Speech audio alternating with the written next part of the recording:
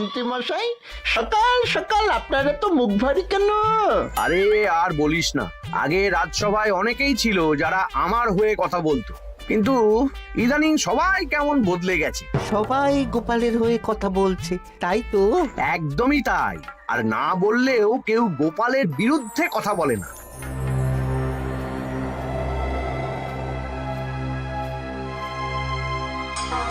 কি মন্ত্রী মশাই, আজকাল তো আমার কথা আর মনেই পড়ে না, ভুলে গেছেন নাকি? আরে না না ভগবান, তুমি হলে আমার তুরুপের তাস। ঠিক সময়ে ঠিক সুযোগ এলে তোমাকেই ডাকবো। একটু দেখবেন। হ্যাঁ, আরে নিশ্চয়ই নিশ্চয়ই। এই চলি রে, আবার রাজসভায় যেতে হবে।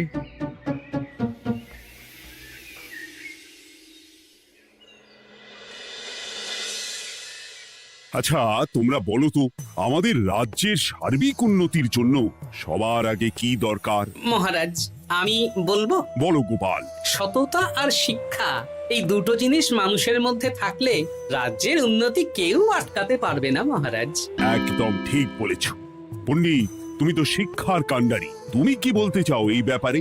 মানে কিভাবে শিক্ষার আরো উন্নতি করা যায়? মহারাজ, আমি তো মনে করি পুঁথিগত শিক্ষাই শুধু শিক্ষা নয়, মানুষের ভেতরে যে পূর্ণতা আছে সেটাকে ফুটিয়ে তোলার নামই হলো শিক্ষা। যেমন? কেউ যদি খেলতে ভালোবাসে সে খেলোয়াড় হবে, গান করতে ভালোবাসলে সে গায়ক বা গায়িকা হবে।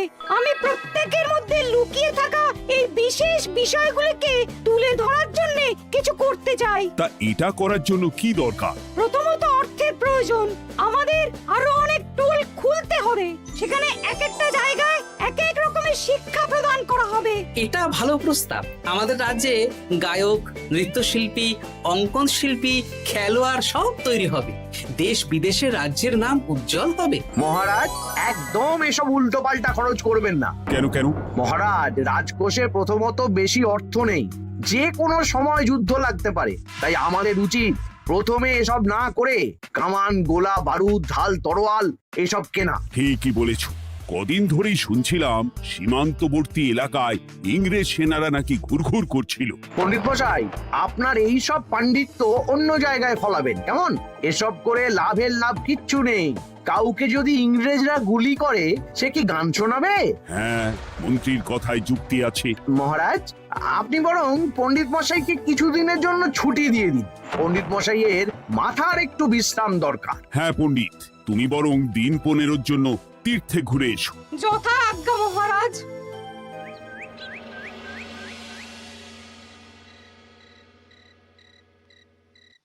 শোনো ভগবান, সকালেই তুমি কাজের কথা বলছিলে, আমি এমন ছক কষেছি কালকে থেকেই তোমার জন্য একটা ভালো বেতনের কাজ জোগাড় করে দেব। শুধু যা বেতন পাবে তার অর্ধেক আমাকে দিতে হবে, কেমন? রাজি রাজি। কি কাজ বলুন? শোনো,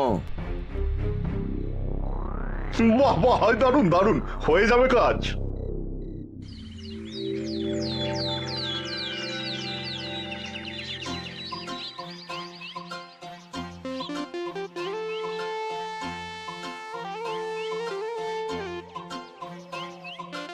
এই সকাল সকাল রাস্তায় ঘুরঘুর করছিস কেন? হ্যাঁ, পড়াশুনো কি শিখেই তুলে দিয়েছিস? পণ্ডিত মশাই তীর্থে গেছেন, এখন আমাদের ছুটি। দুপুর বেলা ভাত, রাতের বেলা রুটি।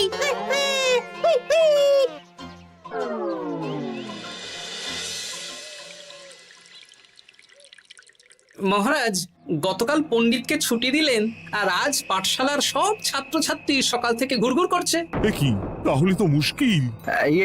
মুশকিল আসান করার রাস্তা আমার কাছে আছে মহারাজ। আমার সন্ধানে এমন একজন পণ্ডিত আছেন যিনি বহু ভাষাবিদ, অনেক পাণ্ডিত্য, দেশ বিদেশে শিক্ষাদান করেছেন। কিন্তু তাকে আমরা পাবো কোথায়? তিনি কৃষ্ণনগরে ঘুরতে এসেছেন, শুধু ওনাকে বেতনটা একটু বেশি দিতে হবে, এবং তিনি এই রাজ্যের যে কোনো মানুষের চেয়ে বেশি শিক্ষিত। তার পড়ানোর ধরনই আলাদা। সে কোথায়? আমি তাই ওনাকে আজকে রাজসভায় আসতে বলেছি। মহারাজ, আপনার সাথে একজন দেখা করতে এসেছেন। দেখুন মহারাজ, বলতে না বলতেই হাজির। ওনাকে ভিতরে আসতে বলো। আচ্ছা মহারাজ।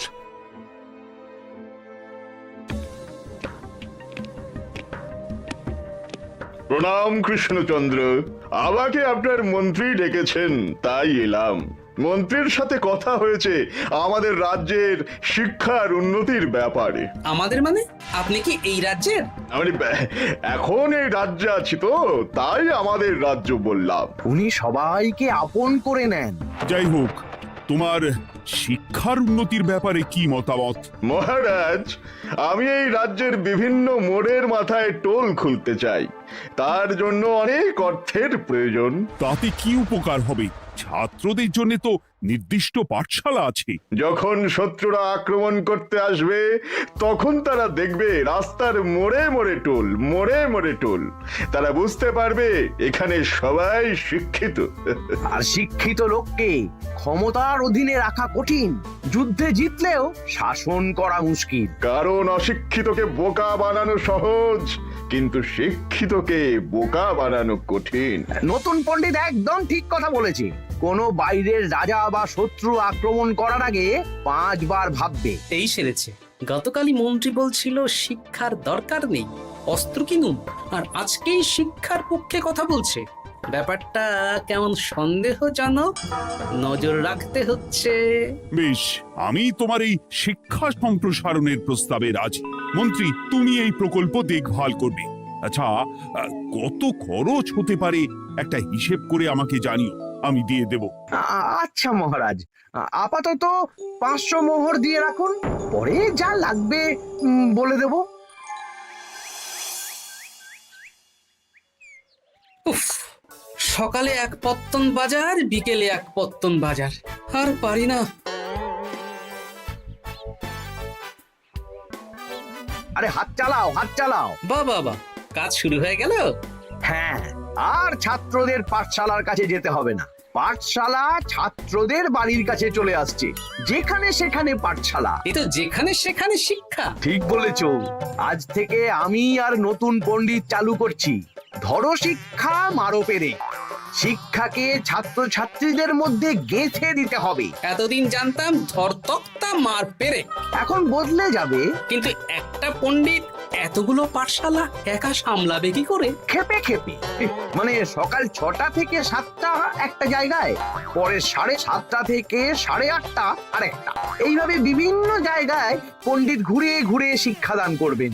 না, ব্যাপারটার উপরে মহারাজকে নজর রাখতে বলতে হবে।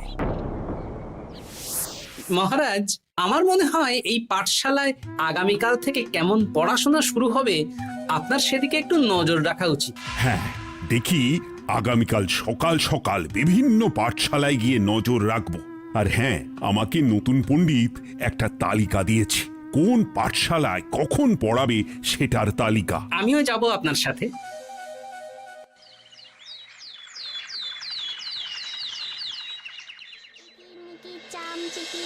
কাটা মজুমদার ধে এলো দামোদর, দামোদরের হাঁড়ি কুড়ি, দুয়ারে বসে চাল কুড়ি। দেখি কুটি, তোরা এই কিরমিকির খেলছিস? নতুন পণ্ডিত কোথায়? উনি তো এই মাত্র দক্ষিণের পাঠশালায় গেলেন। ন্যাপলা আর গুলটে আজ থেকে ওখানেই গেছে। ওদের দুজনের বাড়ি কাছাকাছি তো, তাই। আচ্ছা চলো তো গোপাল, দক্ষিণেই গিয়ে দেখি।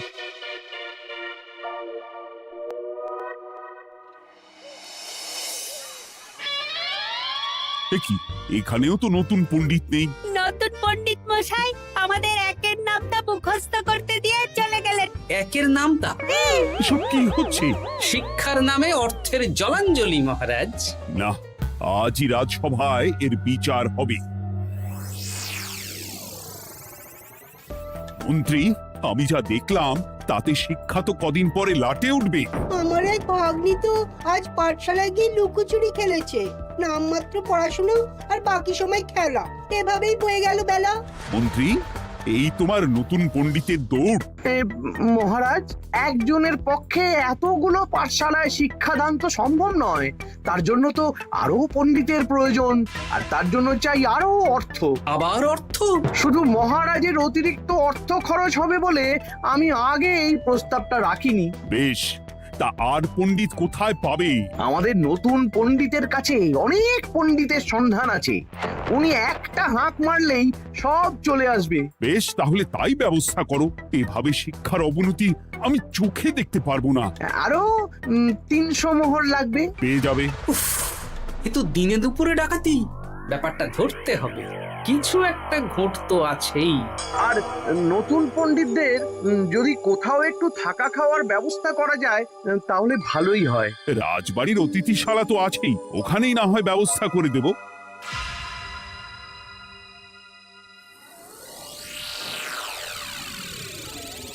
শোন বটা ঘটা আর কেলে পচা, তোদের এইবার এই ভগবানের মতন শিক্ষাদান করতে হবে। আরে আমি তো শিক্ষা বানানই জানি না। সে না জানলেও হবে, শুধু দাড়ি গোফ লাগিয়ে নকল পণ্ডিত সেজে কালকে থেকে পাঠশালায় যেতে হবে। কাকে কোথায় যেতে হবে সব আমি বুঝিয়ে দেব। আচ্ছা,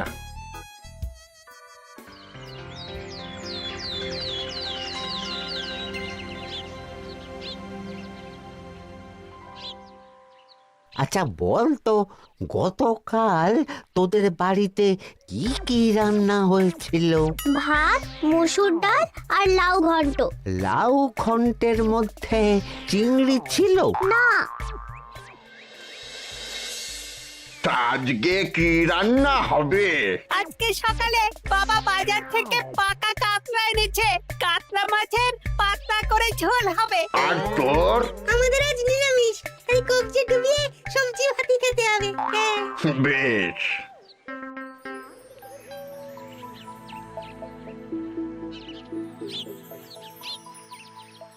বল, আজকে তোরা কি কি শিখলি? আমি লাউ ঘন্ট। আমি সবজি ভাত। আমি কাতলা মাছ। কি বলছিস কি? আজকে তো পাঠশালায় এই সব আলোচনাই হয়েছে। এবারে ব্যাপারটা একেবারে সহ্য সীমার বাইরে চলে যাচ্ছে। দাদু, আমাদের আগের পণ্ডিত মশাই ভালো ছিলেন। উনি কোথায় চলে গেলেন? মন্ত্রী মশাই ছলে বলে কৌশলে ওনাকে তীর্থে পাঠিয়েছেন। না, এখন আমাকে মন্ত্রী মশাইয়ের উপরে নজর রাখতে হবে।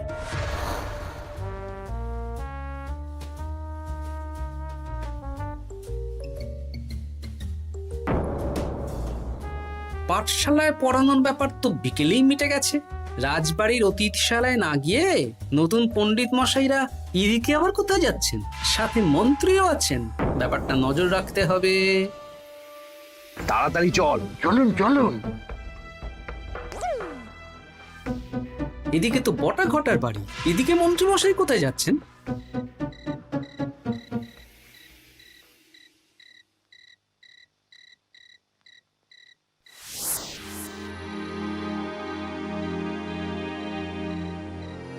তারপর তোমরা সবাইকে কি শিক্ষা দিলে? শিক্ষে স্যার আমাদের শিক্ষা নেই, চুরি করে দিন চলে। আমি কি করে শিক্ষা দেব? আরে ছাইপাশ দাড়ি গোঁফ থাকলে কি কুটকুট করে? তা বলেছিস বটা। আরে আরে আহারে করছিসটা কি? ভালো রোজগার পাতি কি তোদের সহ্য হচ্ছে না নাকি? ভগবানকে দেখ, সেই কবে থেকে দাড়ি গোঁফ লাগিয়ে পণ্ডিত মশাই সেজে আছেন। আমারও প্রথম দিন একটু সমস্যা হচ্ছিল, এখন সামলে নিয়েছি। আর আমাদের এই সব আলোচনা একদম করা উচিত না। বলছি মন্ত্রীমশাই, আমি কি শুধু এই পাঠশালাতেই পণ্ডিতের অভিনয় করব, নাকি রাজসভায় বসার সুযোগও পাবো? কালকেই এই ব্যাপারটা দেখছি। আগে তোমাকে রাজসভায় ঢোকাবো, তারপর এক এক করে বটা ঘটা কেলে পচা সব আমার দলের লোককে রাজসভায় ঢুকিয়ে নেব। আর রাজসভার বাকি সদস্যদের ফাঁকা করে দেবেন। একদম তাই। মহারাজ সহজ সরল মানুষ, এটাই একটা বড় সুবিধা। আচ্ছা, এই ব্যাপার। ঠিক আছে, আমি কদিন পরে ঠিক সময়ে একদম হাটে হাড়ি ভাঙবো।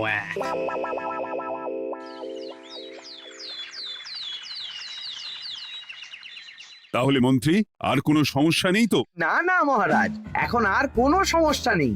দেখবেন এই ধরশিক্ষা মারপের এক প্রকল্পের নাম চারিদিকে ছড়িয়ে পড়বে।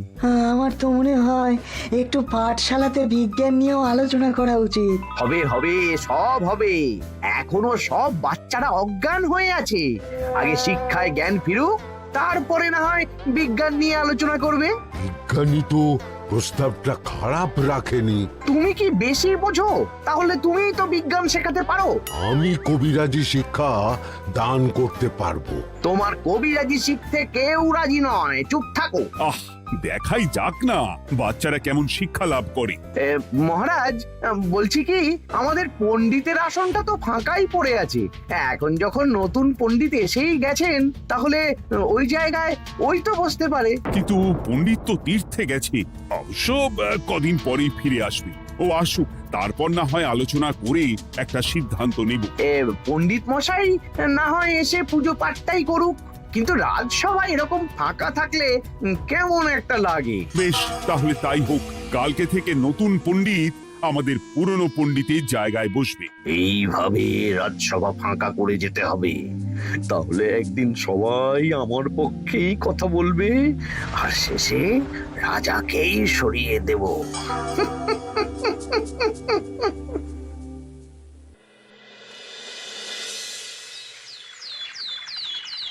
মহারাজ, সর্বনাশ হচ্ছে চারিদিকে। চলুন চলুন, আমি পুরো বিষয়টা ধরে ফেলেছি। কি ধরে ফেলেছো? শিক্ষার নামে ষড়যন্ত্র চলছে মহারাজ। রাজসভায় চলুন, সব বলছি। আচ্ছা আচ্ছা, আসছি। হ্যাঁ বলো গোপাল, তুমি কি বলছিলে শিক্ষার নামে ষড়যন্ত্র নাকি? মানে গোপাল মস্করা করছে নাকি? রাজ্যে দারুণ শিক্ষাদান চলছে। মহারাজ, আমি দেখে ফেলেছি আমাদের নতুন পণ্ডিত আসলে কোনো পণ্ডিত নন। ইনি আপনাকে, আমাদের সবাইকে বোকা বানাচ্ছেন। তাই নাকি? ডাকো দেখি নতুন পণ্ডিতকে। এই তো মহারাজ, আমি চলে এসেছি। এই তো, ইনি বদমাশি করছেন, শিক্ষার্থীদের ভবিষ্যৎ নিয়ে খেলছে। এই বল, আসল কথাটা বল। কি বলবো, এসব ভাড়ামো বন্ধ করো গোপাল। না বললে আমি কিন্তু ধুতি খুলে দেব। এই এই আরে আরে, কি হচ্ছেটা কি? এই এই এই এই, সরো তো, সরো সরো। ব্রুম, ব্রুম, ব্রুম, কি হলো? কি হলো? বুম, ব্রুম, জব্রুম। এই সেরেছে। গোপাল এসব কি বলছে? বলুন। ভুল বকছে কেন? ব্রুম, ব্রুম, গোপাল, তোমার কি হলো গো? কি বলছো তুমি?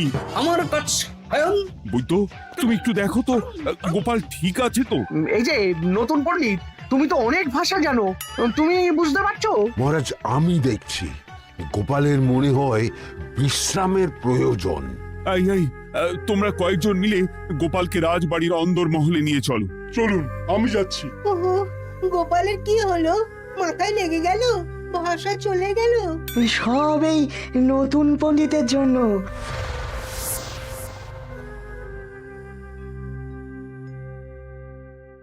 ভাল খাচ কাচ হায়ন মস্কর কাচ। মহারাজ, আমার মনে হচ্ছে গোপালের বাইরে থেকে কিছু হয়নি, ভিতর থেকে কিছু হয়েছে। নারী স্পন্দন, হৃদস্পন্দন সব ঠিক আছে। আমার বড় যাব ভ্রম। কিন্তু গোপাল কি ভাষা বলছে বোঝা যাচ্ছে না। নতুন পণ্ডিত, একবার চেষ্টা করে দেখো না। আমার কথা হয় না। সব তো আমি কিছুই বুঝতে পারছি না মহারাজ। আপনি যে এত দেশ বিদেশে ঘুরেছেন, আপনি বুঝতে পারছেন না? এ আমার এখতিয়ারের বাইরে। তোমার বাকি পণ্ডিতদের নিয়ে আসো তো, যারা পাঠশালায় পড়ায়। আমি বুঝতে পারছি না, বটা ঘটা কেলে পচা কি বুঝবে? আমার বড় যাব ভ্রম। চপ করো ঘট, নল খাবো মরব। কিছুই তো বুঝতে পারছি না। রাজসভায় কাউকে না দেখতে পেয়ে এখানে এলাম। ওই তো আমাদের পুরনো পণ্ডিত চলে এসেছে। শুনলাম গোপালের নাকি কি হয়েছে। এই পণ্ডিত, তুমি দেখো তো গোপালের নতুন ভাষা উদ্ধার করতে পারো কিনা। কি গোপাল, তুমি কি ভাষায় কথা বলছো? আমার মতর ভাষা কথা বলো। ওই দেখো আবার কি সব বলছে। আমো বোঝো তো পড়ছো, সবার সাথে মস্করা করছো। আমার ঠক ধরছ। হ্যাঁ, এই পণ্ডিত, এটা কি ভাষা? ঘাবড়াবেন না মহারাজ, এটা পাতি বাংলা ভাষা। বাংলা ভাষা? গোপাল শুধু আকার ইকার উকার আর বেশিরভাগ স্বরবর্ণ বাদ দিয়ে কথা বলছে। মানে গোপাল তম কছ কছ বলো। আমার নাম গোপাল ভর। মহারাজ, গোপাল বলল আমার নাম গোপাল ভর। আমার অত বকনা মহারাজ। এর মধ্যে আকার ইকার উকার এসব বসিয়ে দেখুন তো কি হয়। আমার নাম গোপাল ভাঁড়। আমার নাম গোপাল ভাঁড়। অত, আমি অত, বকা বোকা, নই মহারাজ। মহারাজ, আমি অত বোকা নই মহারাজ। এই তো সুন্দর ধরে ফেলেছেন। কি কেমন দিলাম? দেখলে আমাদের রাজ্যে মন্ত্রী ধরে আনা পণ্ডিতের পাণ্ডিত্য। হ্যাঁ, সব এক একটা গাধা। হ্যাঁ, এ কি ভগবান, বটা ঘটা কেলে পচা। মহারাজ, এখান থেকে কি বুঝতে পারলেন? কি? শিক্ষার বাইরেও অন্যভাবে সমস্যার কি করে সমাধান করা যায়, তাও শুধুমাত্র উপস্থিত বুদ্ধি দিয়ে, যেটা আমাদের রাজপণ্ডিতের আছে। তা তো দেখতেই পাচ্ছি। আর সেই জন্যেই মন্ত্রী ওনাকে সরাতে চেয়েছিলেন, আর কিছুদিনের মধ্যে সব সভাসদদের সরিয়ে দিতেন। আমি সব মতলব শুনেছিলাম, আর এই দিনটার জন্য অপেক্ষা করছিলাম। আজকেই তো পণ্ডিতের তীর্থ থেকে ফিরে আসার কথা। তাই আজকে এই ছোট্ট নাটকটি করলাম। এবার মন্ত্রী আর এই 4 জন নকল পণ্ডিতকে আচ্ছা করে কারাগারে গিয়ে ধোলাই দাও। ধোলাই হলো ওনাদের জন্য উপযুক্ত এবং উচিত শিক্ষা।